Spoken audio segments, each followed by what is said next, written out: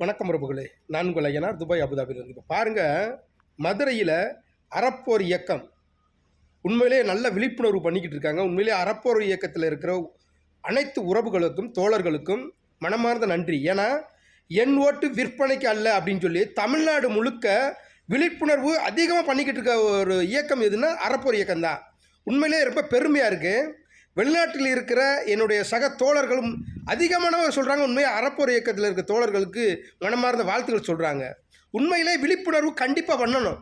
ஏன்னா இந்த திமுக அதிமுக ரெண்டு கட்சியும் தமிழ்நாட்டில் ஆண்டு எந்த துறை எடுத்துக்கிட்டாலும் சரி பூரா ஊழல் ஊழல் ஊழல்.